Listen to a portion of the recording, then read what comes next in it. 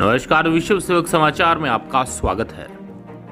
झालावाड़ जिले की अकलेरा पंचायत समिति की ग्राम पंचायत लहास के सरपंच श्रीमती अनीता व उनके प्रतिनिधि लालचंद कच्छावा के साथ विश्व सेवक समाचार की टीम ने अपने बीते कार्यकाल में किए गए विकास कार्यों पर चर्चा की और बातचीत के दौरान शेष बचे कार्यकाल में उनके क्या मुख्य मुद्दे और एजेंडे रहेंगे, उस पर विस्तृत चर्चा की गई। इस दौरान सरपंच प्रतिनिधि लालचंद कच्छावा ने विश्व सेवक समाचार की टीम को अपने बीते कार्यकाल में किए गए विकास कार्यों के बारे में जानकारी दी और कहा कि मेरे कार्यक्षेत्र में 6 गांव आते हैं। सभी में बिजली, पानी और सड़कों के साथ शिक्षा पर भी विशेष ध्यान देते हुए हमने काम किया है। शेष बचे हुए कार्यकाल में सरपंच श्रीमती अनीता व उनके प्रतिनिधि लालचंद कच्छावा के क्या ऐसे मुख्य एजेंडे और क्या विकास कार्यों को लेकर रणनीति बनाई गई है, तो आइए जानते हैं विश्व सेवक समाचार से रूबरू होते हुए सरपंच प्रतिनिधि के साथ हुई विस्तृत चर्चा को।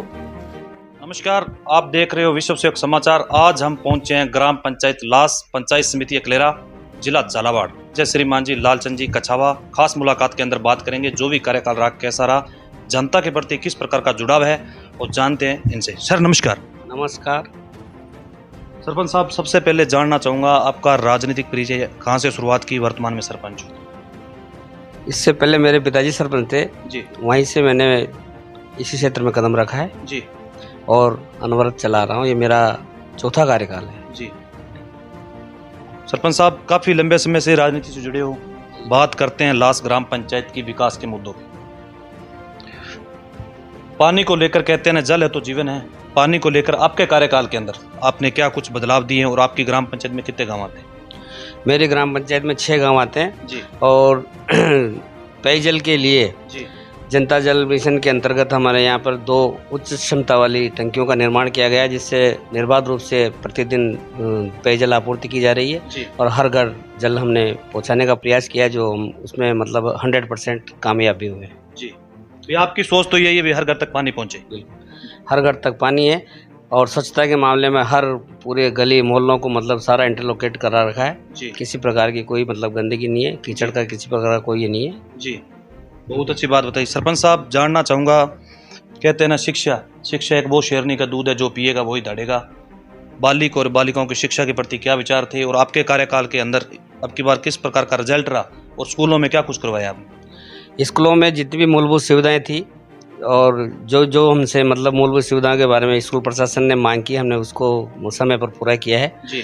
उसके जैसे खेल ग्रामीण खेल कूद वो अपने खेल मैदान निर्माण कार्य, उसके बाद में उनके लिए पेयजल टंकी का निर्माण कराया, स्कूल में ट्यूबवेल लगवाया जी। और प्रार्थना स्थल पर जी ट्यूबवेल लगवाया। उसके बाद में जो सांस्कृतिक कार्यक्रम होते हैं पंचायत मतलब स्कूलों के अंदर, उसके लिए रंगमंच का निर्माण करवाया। इस प्रकार से जितनी भी मूलभूत सुविधाएं जो छात्रों को अपेक्षित होती है हमने समय समय पर पूर्ण करवाया और उनका हौसला उत्साहवर्धन के लिए समय समय पर जो प्रोग्राम किए जाते हैं उनके लिए जो भी मतलब आमूल व्यवस्थाएं करनी थी हमने करवाई जी।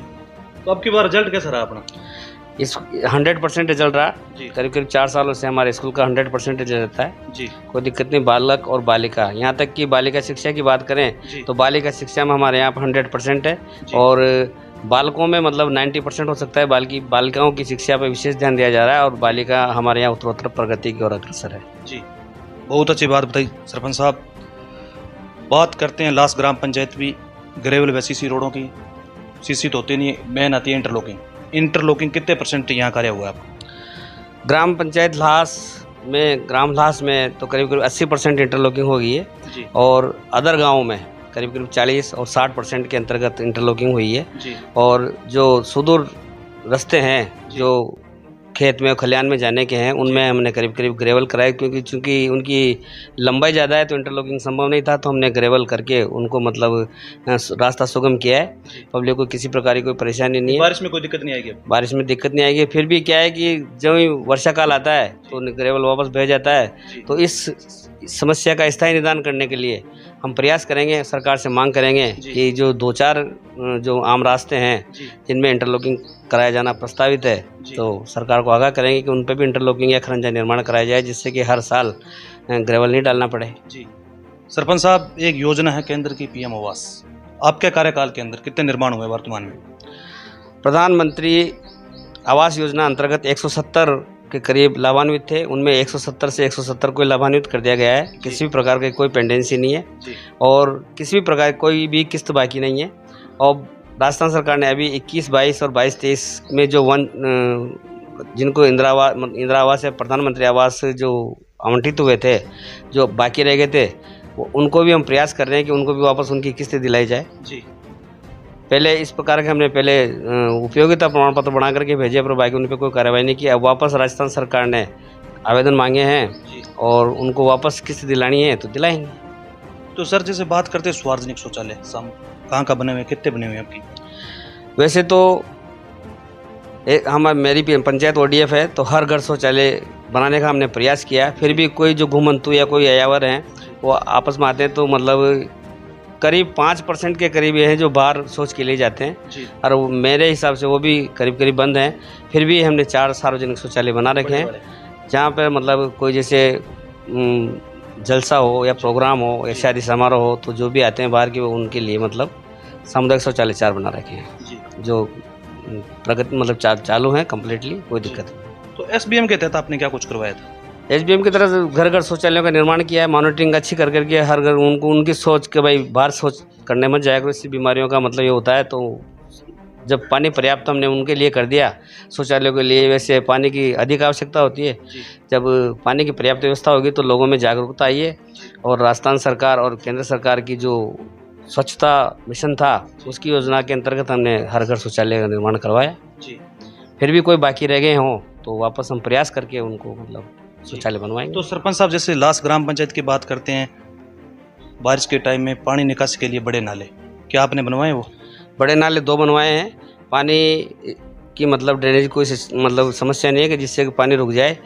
2 नालों के मार्फत मतलब आराम से पानी निकल करके नालों से जाकर के नदी में चला जाता है। पानी ठहराव और पानी भराव की यहाँ पर कोई समस्या नहीं है। तो पुलिया की बात करते हैं, पुलिया बनवाई छोट वगैरह? पुलिया वैसे तो मेरा गांव ऑन रोड है, ज़्यादा पुलिया को जितनी बाकी जो खेत और खलिहान नदी की तरफ जाने वाले जो छोटे छोटे रास्ते हैं, उन पे जो छोटे छोटे खाड़ और नालियाँ आती है, उनमें करीब 8-7-8 पुलियों का निर्माण करा रखा है, जो आराम से आवागमन में कोई प्रकार की दिक्कत नहीं आती। तो सर लास ग्राम पंचायत की बात करते हैं, ऑन रोड की ग्राम पंचायत है। बात करते हैं उप स्वास्थ्य केंद्र, आपके कार्यकाल में बना या पहले से बना हुआ, कैसे चल रहा है अभी? स्वास्थ्य के मामले में ग्राम पंचायत लास बहुत पिछड़ा हुआ है। इस बारे में इतनी पॉपुलेशन होने के बावजूद हमने कितनी बार आग्रह किया है सरकार से, उसके बावजूद यानी कि 5000 की आबादी पर भी हमारे यहाँ उप स्वास्थ्य केंद्र नहीं है, जो बहुत परेशानियों का सामना करना पड़ता है। 10 किलोमीटर यहाँ से लेकर के एकलरा जाना पड़ता है। तो उप स्वास्थ्य केंद्र ना तो यहाँ बिल्डिंग है, केवल एक ANM पोस्ट है, वो भी कभी पोस्टिंग है उसकी, जो कभी आती है कभी नहीं आती है तो काम करके चली जाती है। पशु चिकित्सालय है, जहाँ पर एक कंपाउंडर लगा रखा है जो कार्यरत है, कर रहा है। ये थे हमारे साथ ग्राम पंचायत लास के सर लालचंद जी कछावा, जिन्होंने अच्छे विकास कार्य किए हैं। और 10 मिनट टाइम देने के लिए बहुत बहुत धन्यवाद सरपंच साहब। थैंक यू, बहुत बहुत धन्यवाद साहब।